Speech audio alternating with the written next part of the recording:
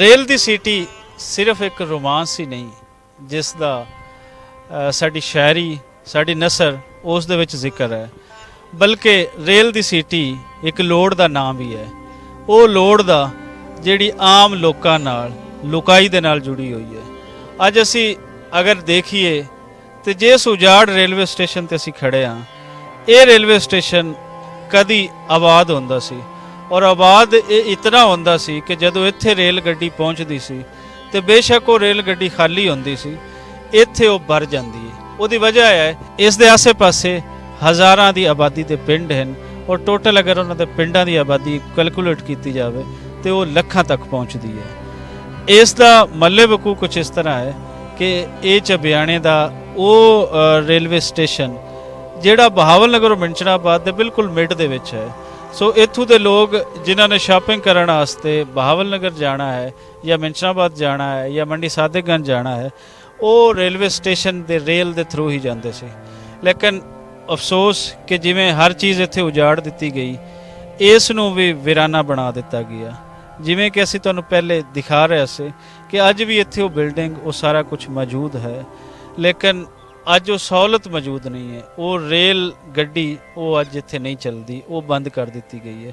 ਉਹ ਰੇਲ ਦੀ ਸੀਟੀ ਜਿਹੜਾ ਬੱਚਿਆਂ ਵਾਸਤੇ ਇੱਕ ਰੋਮਾਂਸ ਸੀ, ਆਸੇ-ਪਾਸੇ ਦੇ ਲੋਕਾਂ ਵਾਸਤੇ, ਉਸ ਦੇ ਨਾਲ ਉਹਨਾਂ ਦੀਆਂ ਅੱਖਾਂ ਖੁੱਲ੍ਹਦੀਆਂ ਹਨ ਕਿ 8 ਵਜੇ ਦੀ ਗੱਡੀ ਆ ਗਈ ਹੈ, 7 ਵਜੇ ਦੀ ਗੱਡੀ ਆ ਗਈ ਹੈ। ਉਹ 7 ਤੇ 8 ਤੇ ਹੁਣ ਇੱਥੇ ਵੱਜਦੇ ਹਨ, ਲੇਕਿਨ ਉਹ ਗੱਡੀਆਂ ਨਹੀਂ ਆਉਂਦੀਆਂ। ਉਹ ਲੋਕਾਂ ਨੂੰ ਉਹ ਵੀ ਪਤਾ ਨਹੀਂ ਚੱਲਦਾ, ਲੋਕਾਂ ਨੂੰ ਉਹ ਸਹੂਲਤ ਵੀ। ਆਸਫ ਜ਼ਰਦਾਰੀ ਦਾ ਦੌਰ 'ਚ ਬੰਦ ਉਸ ਪਹਿਲੇ ਜੀ ਮੁਸਤਕਿਲ ਚੱਲਦਾ ਹੈ ਤੇ ਇੱਥੇ ਤਕਰੀਬਨ ਸਾਡਾ ਪੂਰਾ ਇਲਾਕਾ ਇੱਥੋਂ ਸਵਾਰ ਹੁੰਦਾ ਤੇ ਗੱਡੀ ਤੇ ਰੇਲ ਗੱਡੀ ਤੇ ਹੁਣ ਇਹਦੇ ਮੁਲਾਜ਼ਮੀਨ ਚੱਲਦੇ ਪਏ ਤੇ ਹੁਣ ਬਿਲਕੁਲ ਖਰਾਬ ਹੋਇਆ ਪਿਆ, ਕੋਈ ਇਹਦੇ ਖਿਆਲ ਕੋ ਨਹੀਂ ਹੈਗਾ ਤੇ ਪਹਿਲੇ ਬਿਹਤਰੀਨ ਹੈਗਾ, ਇੱਥੇ ਸਵਾਰੀ ਚੱਲਦੀ ਹੈ। ਹੁਣ ਵੀ ਕਦੇ ਕਬਾਰ ਗੱਡੀ ਆ ਜਾਂਦੀ ਨਹੀਂ ਤੇ ਕਦੇ ਨਹੀਂ। ਤੇ ਕੀ ਆਖਦੇ ਹੋ ਸਰਕਾਰ ਨੂੰ ਵੀ ਇਹ ਚੱਲਣੀ ਚਾਹੀਦੀ? ਇਹ ਚੱਲਣੀ ਚਾਹੀਦੀ ਜੀ, ਆਵਾਮ ਦੀ ਜ਼ਰੂਰਤ ਹੈ, ਪੂਰੇ ਇਲਾਕੇ ਵਿੱਚ ਤਾਂ ਫਾਇਦਾ ਹੈ, ਚੱਲੇ ਤਾਂ ਬਹੁਤ ਜ਼ਬਰਦਸਤ ਨਹੀਂ ਮਿਲਦੀ ਜਿਹੜੀ ਉਹਨਾਂ ਨੂੰ ਪਹਿਲੇ ਇਸ ਰੇਲ ਦੇ ਥਰੂ ਮਿਲਦੀ ਹੈ ਔਰ ਉਹ ਬੜੀ ਆਸਾਨੀ ਨਾਲ ਸਫ਼ਰ ਕਰਦੇ ਆ। ਜੀ ਸਾਡੇ ਨਾਲ ਹਨ ਇੱਥੋਂ ਦੇ ਰਿਹਾਇਸ਼ੀ ਜਿਨ੍ਹਾਂ ਦਾ ਜੰਮਪਲ ਹੀ ਇੱਥੋਂ ਦਾ ਹੈ, ਇਸ ਲਈ ਇਹਨਾਂ ਨੇ ਸਾਰੇ ਰੇਲਵੇ ਦੇ ਅਰੂਜ ਵੀ ਵੇਖੇ, ਉਹ ਸੀਟੀਆਂ ਵੀ ਸੁਣੀਆਂ, ਉਹਨਾਂ ਸੀਟੀਆਂ ਦੀ ਆਵਾਜ਼ਾਂ ਨਾਲੇ ਜਾਗੇ ਵੀ। ਲੇਕਿਨ ਅਫਸੋਸ ਕਿ ਹੁਣ ਉਹ ਨਾ ਸੀਟੀਆਂ ਰਹੀਆਂ ਤੇ ਨਾ ਉਹ ਖਲਕਤ ਵੱਜਦੀ ਹੋਈ ਰੇਲਵੇ ਸਟੇਸ਼ਨ ਵੱਲ ਜਿਹੜੀ ਆਉਂਦੀ ਹੋਈ ਉਹ ਰਹੀ। ਇਹਨਾਂ ਦਾ ਨਾਂ ਹੈ ਬਾਹੂ ਮੁਹੰਮਦ।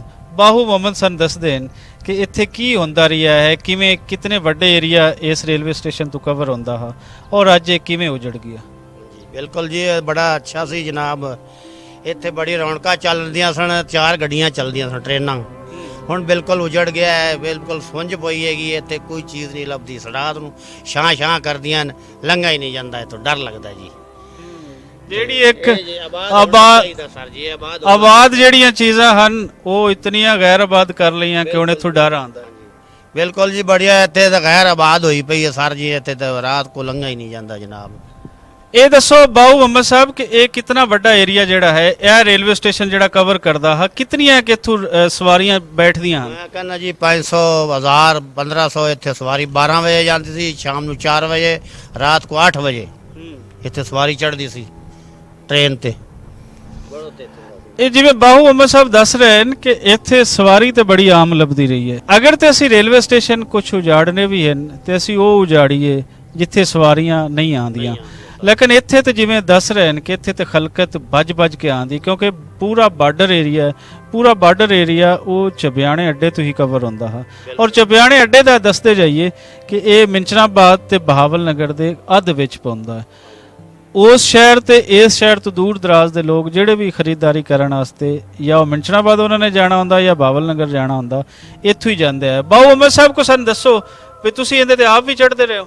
ਬਿਲਕੁਲ ਜੀ, ਚੜ੍ਹਦੇ ਰਹੇ ਜੀ ਜਨਾਬ।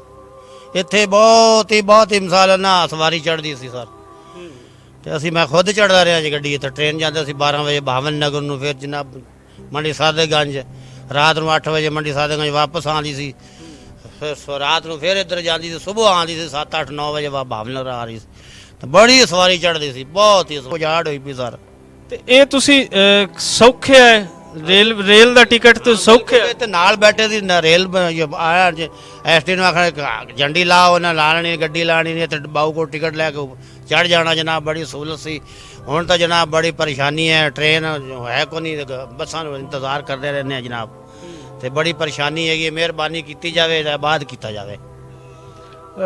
ਵਜ਼ੀਰੇ ਜਿਹੜਾ ਰੇਲਵੇ ਹੈ, ਕੀ ਖਾਸ ਪੈਗਾਮ ਦੇਣਾ ਚਾਹੁੰਦੇ ਹੋ ਜਿਹੜੇ ਪਹਿਲੇ ਵੀ ਵਜ਼ੀਰ ਰੇਲਵੇ ਰਹੇ? ਜਿਹੜੇ ਅੱਲਾ ਉਹ ਜਨਾਬ ਮੁਲਤਾਨ ਹੈ ਜਾਂ ਉੱਥੇ ਪੈਗਾਮ ਬਹੁਤ, ਫਿਰ ਤੁਹਾਨੂੰ ਪਤਾ ਸਾਰਾ, ਸਾਡੀ ਤਾਂ ਰਿਕੁਐਸਟ ਹੈ ਜੇ ਚਲਾਉਣਾ ਚਾਹੀਦਾ। ਨਹੀਂ, ਮੈਂ ਵਜ਼ੀਰ ਰੇਲਵੇ ਸ਼ੇਖ ਰਸ਼ੀਦ ਦੀ ਗੱਲ ਕਰ ਰਹੀ ਹਾਂ ਕਿ ਵਜ਼ੀਰ ਰੇਲਵੇ ਸ਼ੇਖ ਰਸ਼ੀਦ ਨੂੰ ਕੀ ਆਖਣਾ ਚਾਹੋਗੇ ਕਿ ਕਹਿਣਾ ਚਾਹੀਦਾ ਜੀ ਆਬਾਦ ਕੀਤਾ ਜਾਵੇ। ਹਾਂ, ਜਿਹੜਾ ਨਾ ਬਹੁਤ ਸਵਾਰੀ ਜਿਹੜੀ ਪਰੇਸ਼ਾਨ ਹੈਗੀ ਹੈ, ਤੇ ਇਹ ਬਹਾਲ ਕੀਤਾ ਜਾਵੇ, ਮਹਿਕਮਾ ਚਲਾਉਣਾ ਚਾਹੀਦਾ ਸਟੇਸ਼ਨ।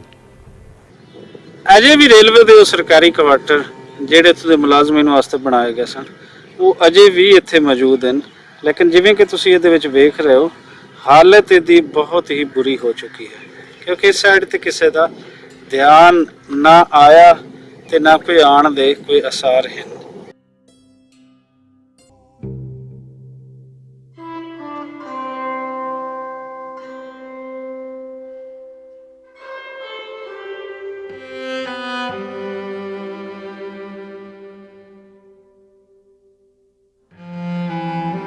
ਇਹ ਸਹੂਲਤਾਂ ਕਿਉਂ ਖੋਈਆਂ ਜਾਂਦੀਆਂ ਹਨ ਬਜਾਏ ਕਿ ਸਹੂਲਤਾਂ ਵਧਾਈਆਂ ਜਾਣ? ਇਹ ਇੱਕ ਬੜਾ ਵੱਡਾ ਸਵਾਲ ਹੈ। ਇਹ ਰੇਲਵੇ ਦੀ ਮਿਨਿਸਟਰੀ ਤੇ ਵੀ ਸਵਾਲ ਹੈ, ਇਹ ਹਕੂਮਤ ਪਾਕਿਸਤਾਨ ਤੇ ਵੀ ਸਵਾਲ ਹੈ ਕਿ ਉਹ ਇਲਾਕੇ ਜਿਹੜੇ ਦੂਰ ਦਰਾਜ਼ ਦੇ ਇਲਾਕੇ ਹੈ, ਜਿੱਥੇ ਰੇਲਵੇ ਇੱਕ ਪ੍ਰੋਫਿਟੇਬਲ ਇਦਾਰਾ ਸੀ, ਉਸ ਨੂੰ ਇਸ ਹੱਦ ਤੱਕ ਕਿਉਂ ਤਬਾਹ ਕਰ ਦਿੱਤਾ ਗਿਆ।